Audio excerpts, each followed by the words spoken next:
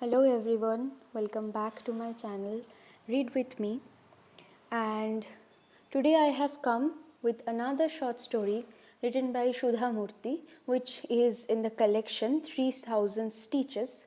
The name Three Handfuls of Water. Let's start. When I was young, I lived with my grandparents in a tiny village in Karnataka. My grandmother, Krishna Akka, was a good looking lady, but I rarely saw her dress well unless there was a festival or an important event. When I came back from school one day, I found her just about to open a big wooden box containing her silk saris and a few dear possessions. Since she rarely opened this particular box, it always carried an air of fascination for me.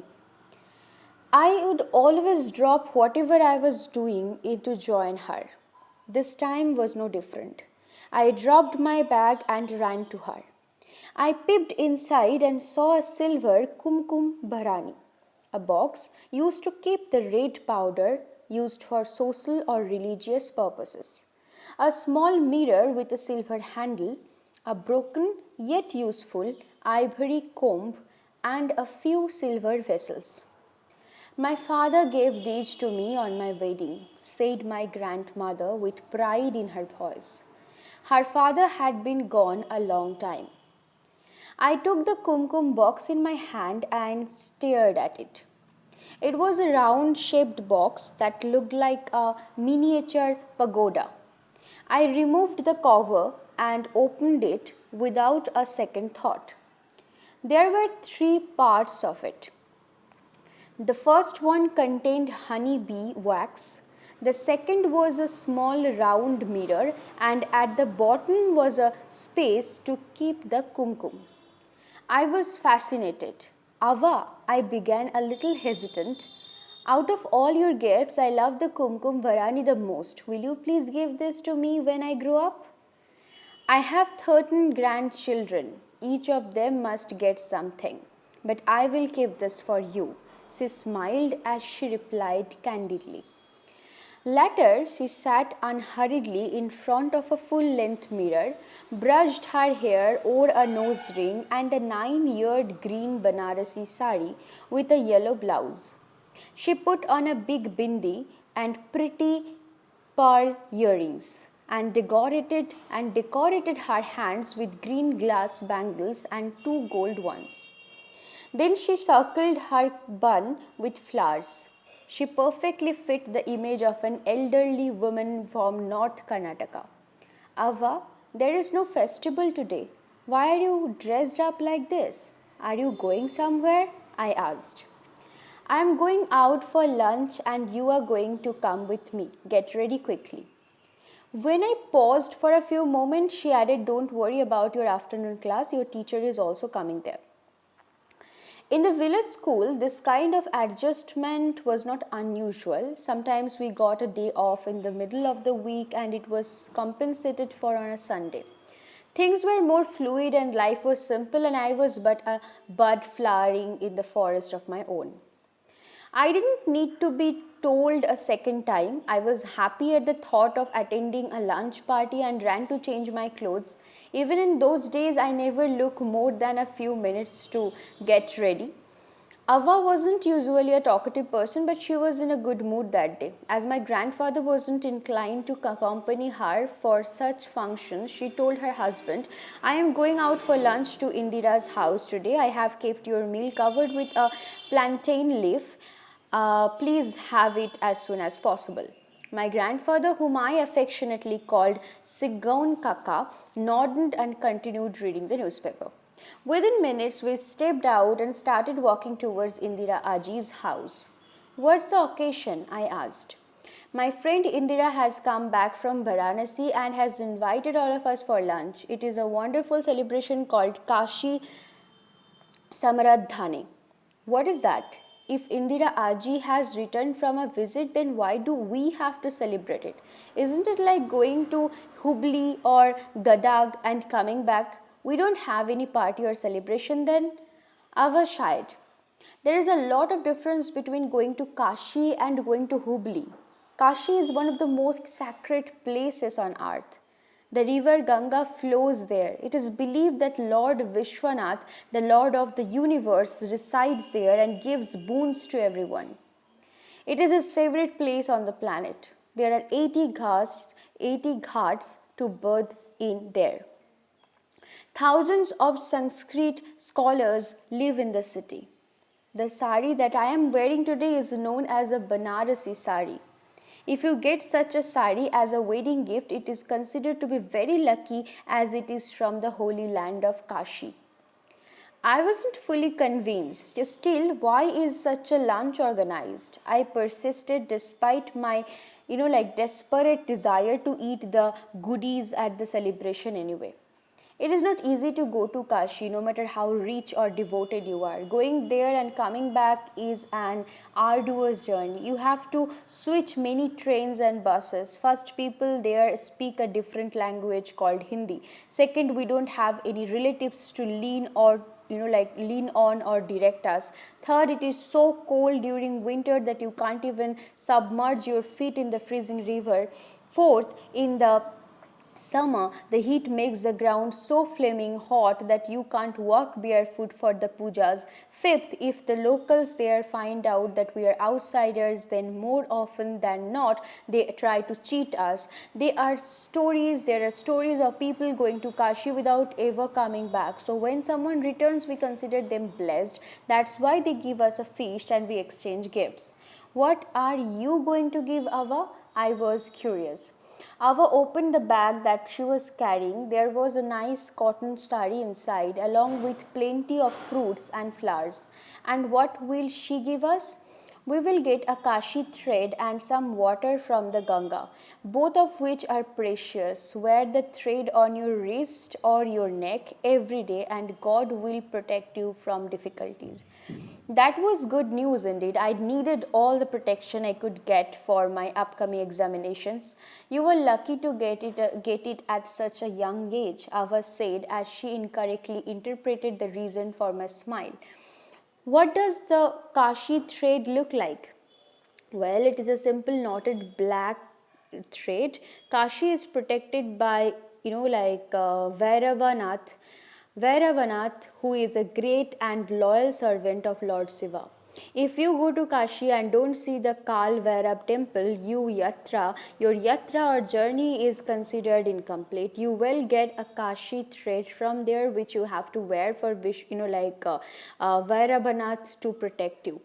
Since the Kashi trip is difficult, he will accompany you in his invisible form until you reach home safely. Then he runs back to assist the next devotee, finished my grandmother. I thought, what if he has to help more than one person home? Before I could ask, Ava answered, I know what you are going to ask me now.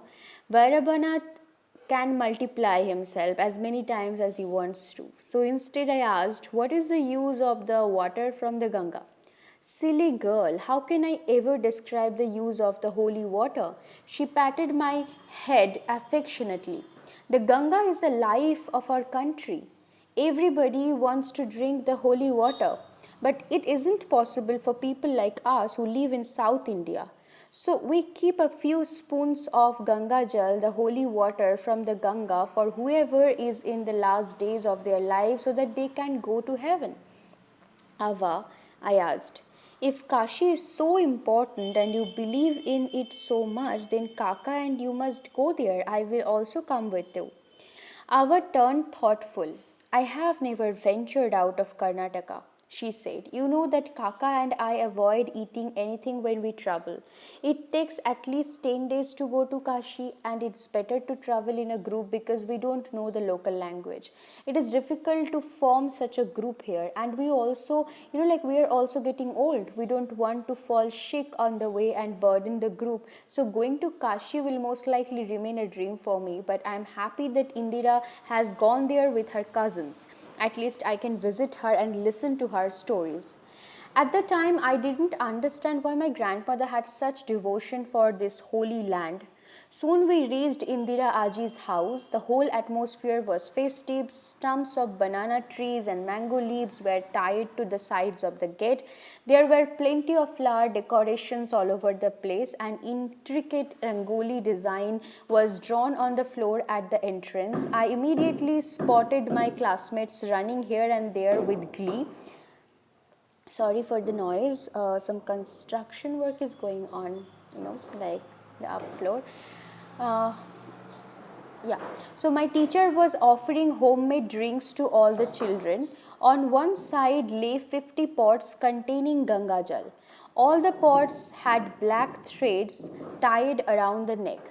They were piled up on a table decorated with flowers. A single banana leaf was laid out nearby with all the dishes, though there was no one sitting there. My mind raced to count the number of the desserts on the leaf. Ava and I entered the main room. Since my grandmother was the oldest person there and quite popular too, people seemed to be happy to see her. Ava turned to Indira. You are so lucky to have visited Kashi, bathed in the river Ganga and seen Lord Vishwanath in all his glory.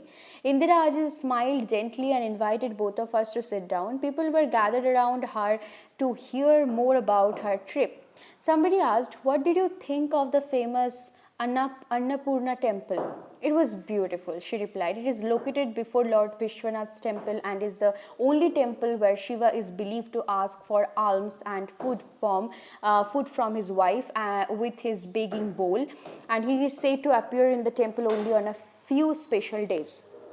As people started asking more questions, I became bored. Slowly, I nudged my grandmother. When she turned to look at me, I pointed to the banana leaf and asked, why is nobody sitting for lunch there? I am hungry. Can I go to eat the food? Don't even think about it. The food is for Vairabnath. He has much work to do and has to make the trip back soon, but you can pray to him if you want. I didn't see anyone sitting there, but remembered that he was supposed to be invisible. So I joined my hands together and prayed facing the leaf. A short while later, we all had a delicious lunch. On our way back, my grandmother remarked, isn't it wonderful to hear that Indira took 3 handfuls of water from the river Ganga and saluted the rising sun? It must be such a beautiful sight. Sometimes I also wish to do the same. I have convinced myself that the rivulet in our garden is also another form of the Ganga, and if I worship her, it is as good as worshipping the river in Kashi.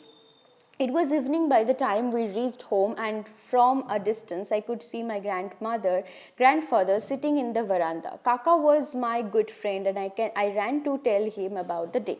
Just as I approached him, he smiled and asked, did your grandmother tell you about what you must leave behind in Kashi? What are you talking about, Kaka? In the olden days, the journey to Kashi took months and not days. Today we have trains and roads, but then people had to walk and cross forests and face dangers on the way. Many did not make it back to their homes. Emperor Akbar abolished the, jizya tax for entry into Varanasi, whereas Aurangzeb reintroduced it. Hence, the journey to Kashi was expensive.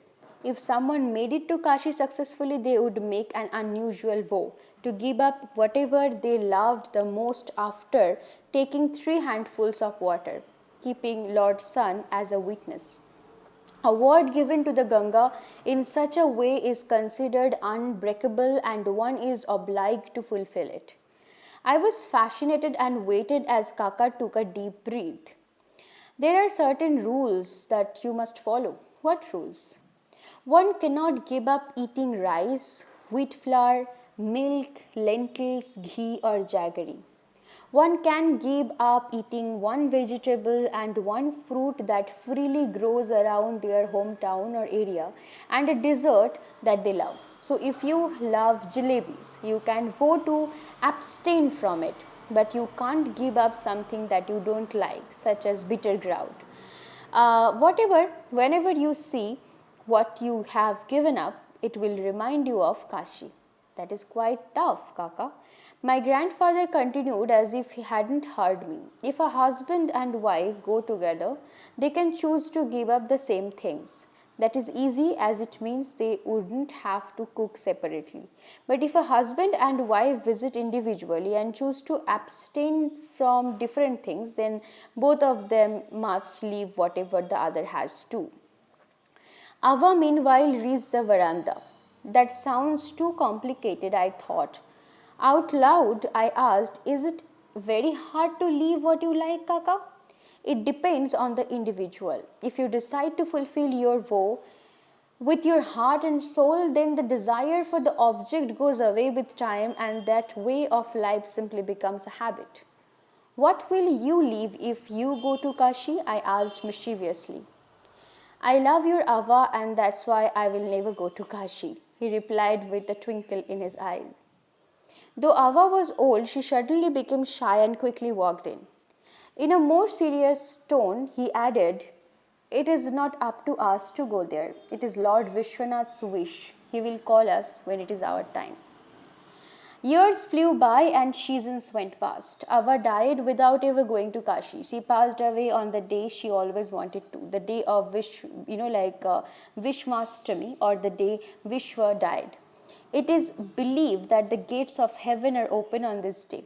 I was in Pune then, and by the time I reached Hubli, I could only see her ashes and her picture on the wall. My memory of Ava remained that of an active, cheerful, helpful and affectionate woman. Based on Ava's last instructions, my aunt gave me the kumkum box and I preserved it like a treasure in an old chest, but did not use it as often as she did because by then sticker bindis had invaded the Indian market. As time went by, I started reading extensively and became completely fascinated with Buddhism. Buddha's compassionate heart moved me in ways that I cannot express, and I understood why he had taken the famous middle path. Buddhism is represented by a wheel and two deer. Sarnath, the place that had played a big role in Buddha's life and was the place of his first sermon, was a deer park located only a few kilometers away from Varanasi. I realized then that the city got its name from the rivers Varuna and Ashi that both join the river Ganga at this location. It is believed to be a sacred land since time immemorial. In 629 AD, when the Chinese traveler Yuan Shang visited India, he described Varanasi in great detail along with the description of its temples, rivulets and the richness of the surroundings. I felt an increasing desire to go to Kashi, and yet it somehow became low on my list of priorities because of work and routine. During the festival of Diwali in 1995, I received a gift in the form of a book called Banaras, City of Light by Diana L. Ek. I kept it aside, intending to read it after the wonderful madness of the festival was over. That year, our family decided to celebrate with a traditional aarti. I went to my bedroom and opened the cold old chest. I began, rummaging through it to find the silver plate for the puja. Suddenly I saw the kumkum box. It was a strong reminder of Ava and I forgot about the plate. Gently I took out the box and recalled the way she used to wear her kumkum. I saw her dressing up for Kashi Samradhane and remembered how we had walked for the lunch together. Oh, how I used to pester her to give me the treasured kumkum varani. She believed wholeheartedly in the holiness of Kashi but never visited the city or regretted the miss. I thought to myself, going to Kashi is not tough now. Moreover, I have Diana's book with me. It will help me understand the city better before I go. Maybe I should do it for the sake of my grandmother. Are you meditating in there? My mom called out, cutting my thought short. Everyone is waiting.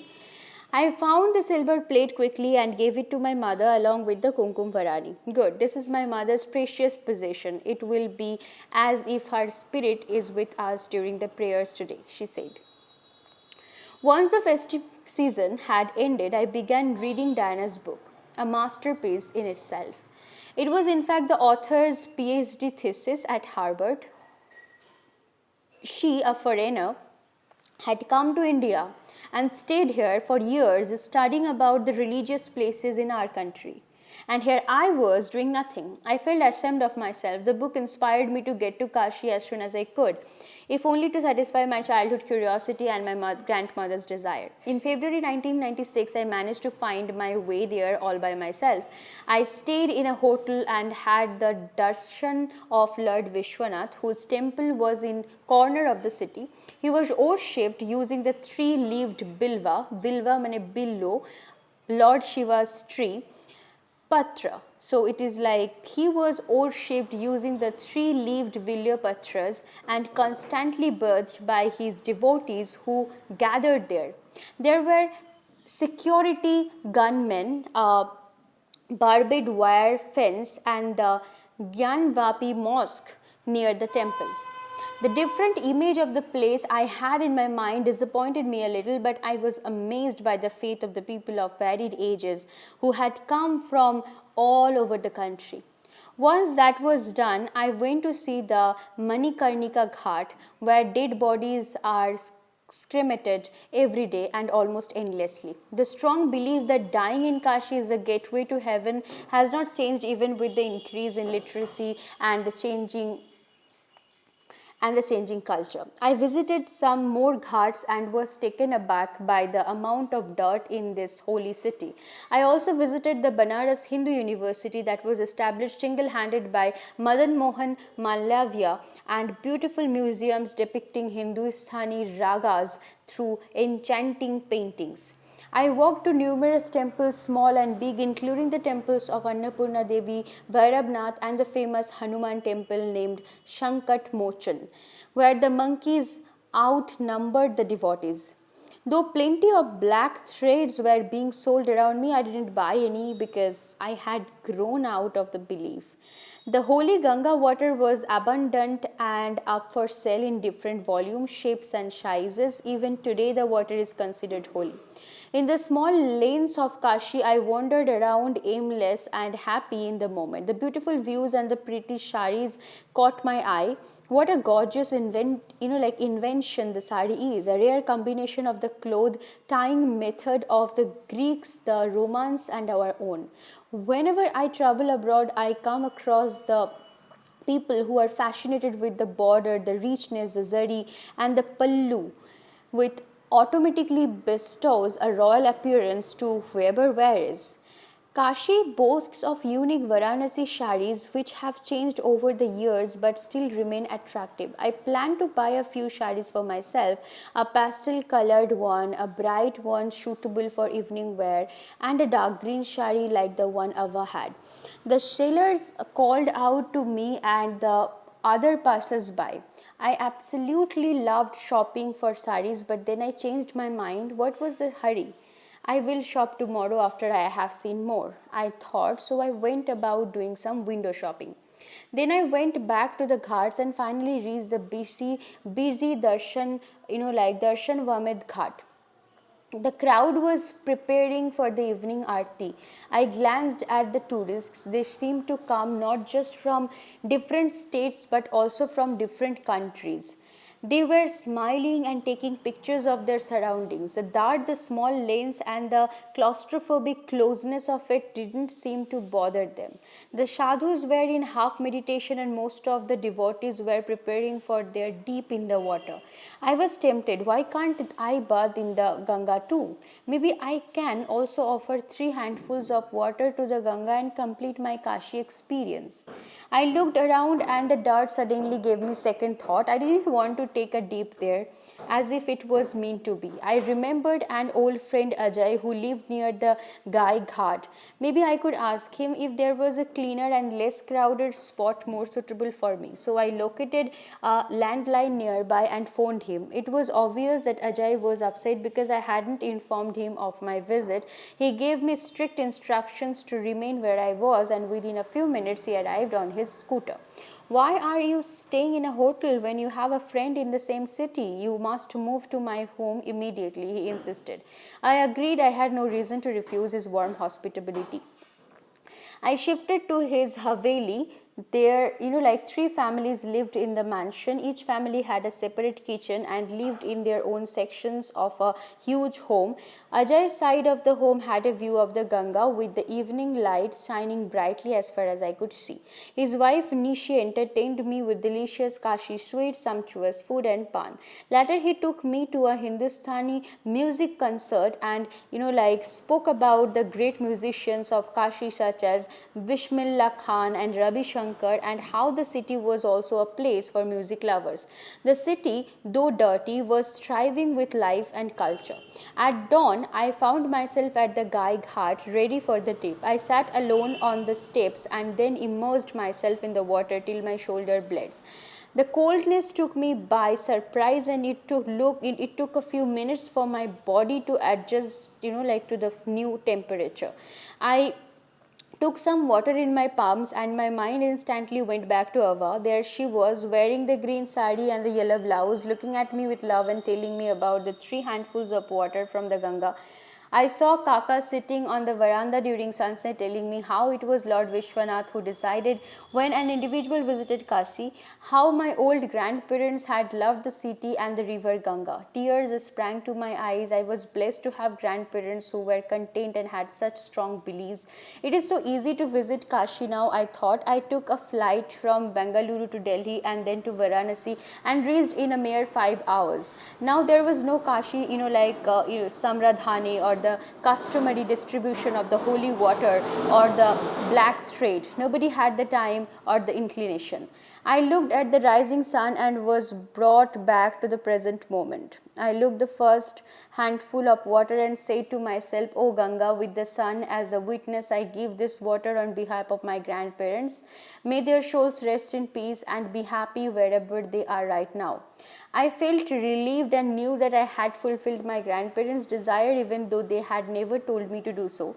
Then I carved some more water and said out loud, O Ganga, with the sun as a witness, you are the lifeline of our country. You have seen the rise and the fall of many kingdoms of your banks. I am grateful and proud to belong to this land. May you continue to flourish. There is nothing that I can give you but this handful of water. With the third handful, I remembered my grandparents' words, give up what you love the most. What should I detach myself from? I wondered. I love life, colors, shapes, nature, music, art forms, reading and shopping, especially for saris. My selection of earthly colors was popular and I loved observing the changes in sari designs over the years. Well, if the city of Kashi demands what I love the most, then with the sun as the witness, I give up all kinds of shopping from this day on, except for essentials like food, medicine, travel, books, and music. I will do so until the day I am no longer in this world. I said and completed the ritual. Slowly I released the water from my palms back to the Ganga.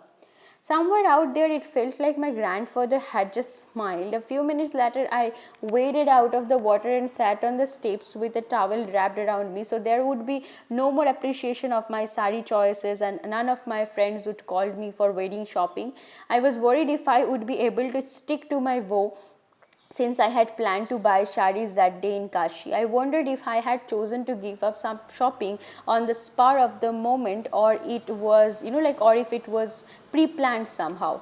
To this day, I don't know. I got up, changed my clothes, took out the kumkum powder from Ava's varani and put a bit on my forehead. That was 20 years ago. The truth is that the vow turned out to be a gateway to freedom. The desire to acquire has vanished over time. Once a year, a few known friends and sisters gave me saris of their choice, and I continued to wear them happily for a long time. But as the years flew by, I lost interest in that too and requested them not to gift me anything. That last handful of water had changed my life forever. Thank you. Thank you for being patient and listen to the whole story with me. Stay tuned. I will definitely come with another short stories. Do like, share and comment. Let me know in the comment section, do you like it or not, and also suggest me certain short stories that you want me to read for you.